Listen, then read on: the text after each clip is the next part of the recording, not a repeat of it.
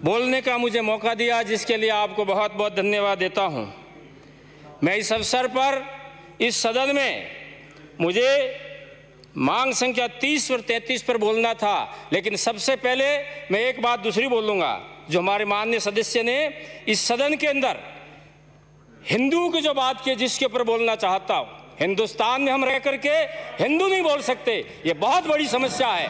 मैं इस अवसर पर यह कहना चाहूँगा, यदि आप धर्मांतरण करना चाहते कर सकते हैं, लेकिन पूरे सदन के अंदर इस बात को गुमराह नहीं कर सकते, ये मैं सदन से कहना चाहता हूँ। जबकि हिंदुस्तान के अंदर हम रह रहे हैं और हमारे सबको ऊपर से बोलते हैं कि धर्मांतरण कर रहे हैं। हम धर्मांतरण करते हैं या आप करते हो, या आपको देखना चाहिए। एक बार बिराजिए आप, एक मिनट बिराजिए आप, बिराजिए बिराजिए, अंकित नहीं हो रहा किसी का। बिराजिए आप। सदन में इसी विषय पे चर्चा करनी है तो फिर अपन काय इनको फ्री कर दे, ये भी बोलते रहेंगे, ये भी बोलते रहेंगे, वरना इसको जो है करना पड़ेगा, जवाब तो देना ही पड़ेगा। अननेसेसरी उत्तेजना पैदा करने का कोई अर्थ नहीं है। ये बोलेंगे, वो बोलेंगे, समय निर्धारित है।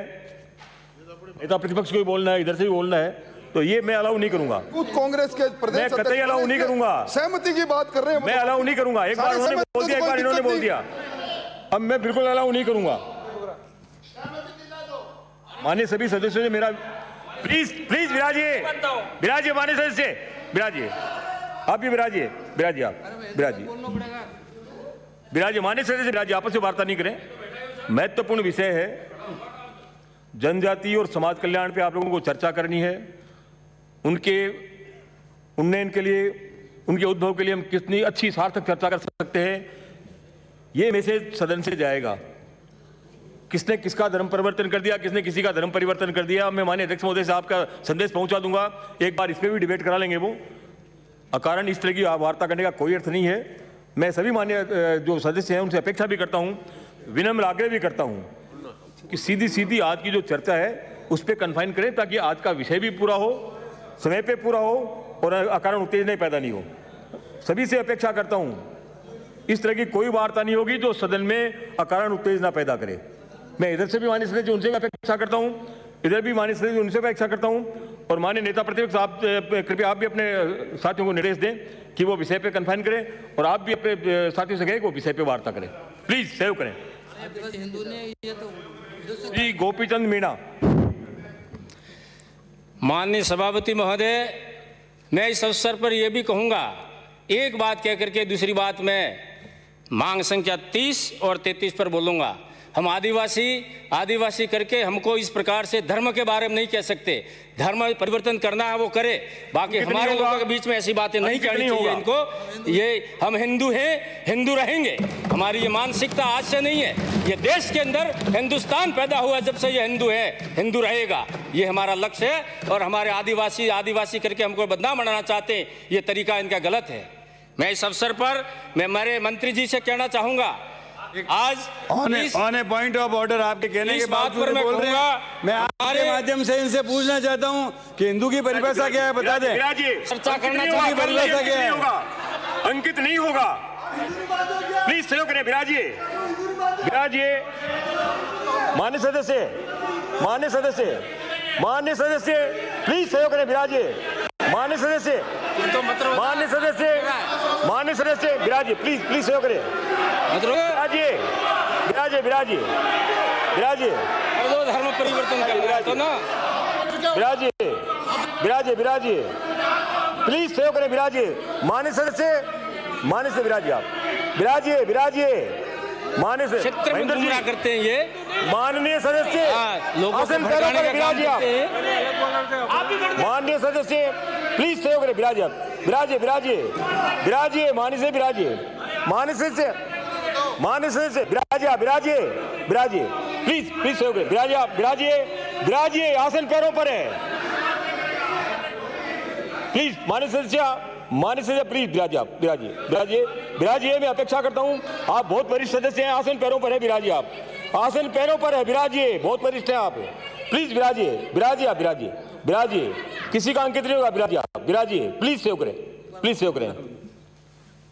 राजस्थान नहीं, पूरा हिंदुस्तान देख रहा है आपको, जिसमें कितने वरिष्ठ मान्य सदस्य और कितने जो नए लोग आए हैं, नए से मेरी ये आपसे मौका मिला आपको, सदन में गरिमापूर्ण आपकी उपस्थिति होगी तो कुछ सीख करके जाएंगे।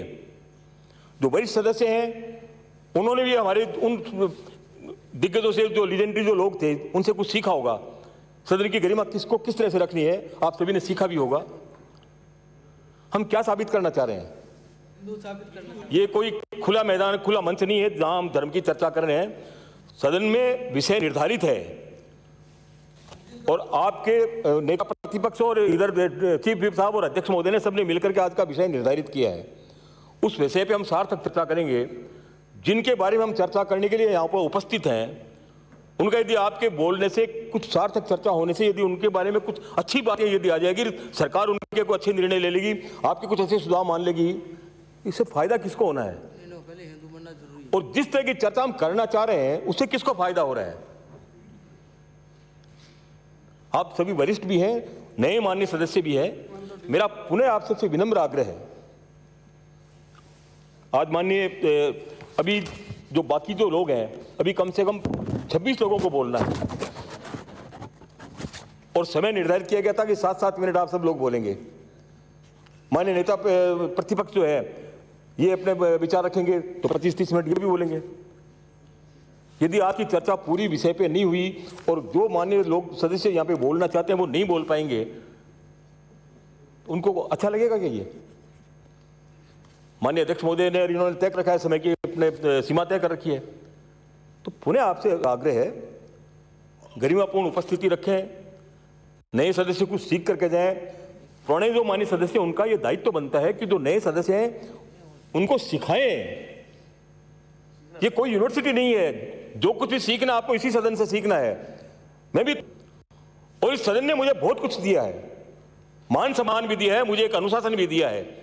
और उन्हीं माननीय सदस्यों का जब मेरे जहन में आता है जिन्होंने मुझे अनुशासित किया, मेरा सर श्रद्धा से उनके चरणों में झुक जाता है। क्या लोग थे, क्या लीजेंडरी लोग थे जिन्होंने मुझे अनुशासित किया। मैं उनके प्रति आज भी समर्पित हूं। माननीय कल्ला साहब आज भी यहाँ पे बैठे हैं जिन्होंने मुझे सिखाया। मैं आदर के साथ इनका सम्मान करता हूं। माननीय कटारिया साहब जो है आज भी यहाँ पे उपस्थित हैं, लेकिन कभी इस तरह की चर्चा नहीं हुई। मेरा पुनः आप सभी से आग्रह है, कृपया सदन की गरिमा बनाए रखें, आसन का निर्देश माने। समय सीमा सभी की 7 मिनट तय की गई, तो 7 मिनट में आप जो है मुझे सेव करके विराजे ताकि दूसरा माननीय सदस्य अपनी बात रख सके। प्लीज सेव करें। श्री मीणा।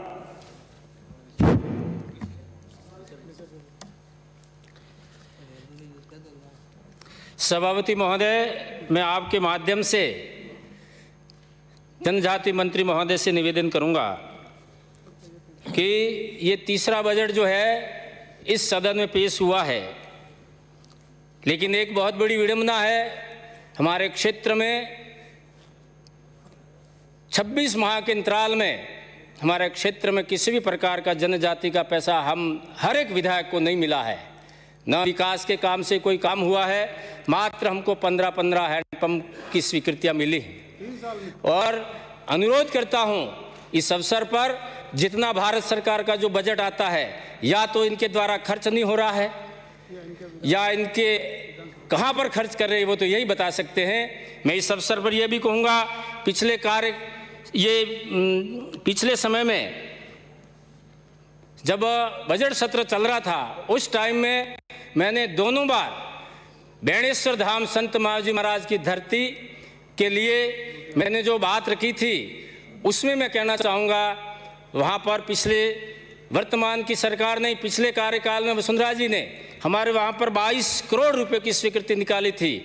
वो भी आज उसी स्थिति में थोड़ा बहुत काम हुआ, काम पूरा नहीं हुआ, जिसके बारे में मंत्री जी ने समीक्षा भी की थी, लेकिन आज तक वो कार्य पूरे नहीं हुए।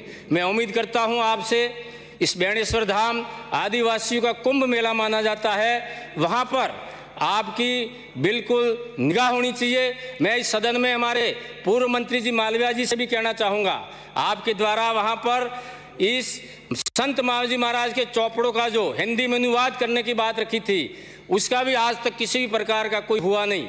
मैं उम्मीद करता हूँ अब की बार आप इस काम को हाथ में लेकर के उस काम को कराएं। वो बेणेश्वर का टापू जो है 218 बीघा की भूमि है, वो कटाव होकर के वो टापू का रहा है, त्रिवेणी संगम है। मैं चाहूंगा जैसे हम सभी मिलकर के गंगा जी में जाकर के हरिद्वार को मानते हैं, वैसा हमारे राजस्थान के अंदर भी बेणेश्वर धाम जो हरिद्वार के रूप में पूजा जाता है, वहाँ पर देश विदेशों की अस्थि विसर्जन होती है।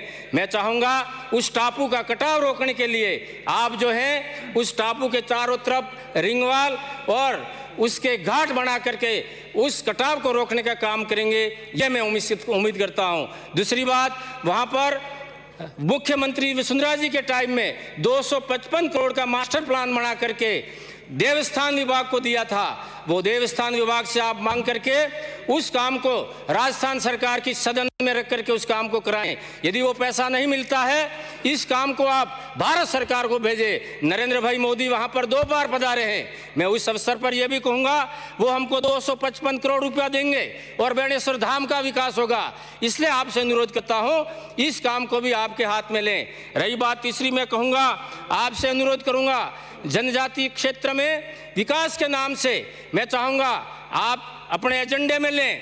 हमारे क्षेत्र में कई ऐसी नदियां नाले बह रहे हैं, वहां पर लिफ्ट लगा करके उस क्षेत्र के काश्तकार को सशक्त किया जा सकता है। वहां पर जल स्रोत है, लेकिन जल संसाधन किस प्रकार से पानी पहुंचाया जाए, जिसके लिए मैं आपसे उम्मीद करता हूं लिफ्ट लगे। रही बात दूसरी, वहां पर कई पुलियों का निर्माण होना चाहिए, वो भी नहीं हुआ। सामुदायिक भवन बनना चाहिए, वो भी नहीं हुआ। तो सड़कें भी नहीं बनी। तो उम्मीद करते हैं इस बजट सत्र में आप इन सब कामों को लेकर के आने वाले इस 2 साल में हमारी जो उम्मीद है उसके ऊपर आप खरा उतरेंगे, ऐसा भरोसा करता हूं।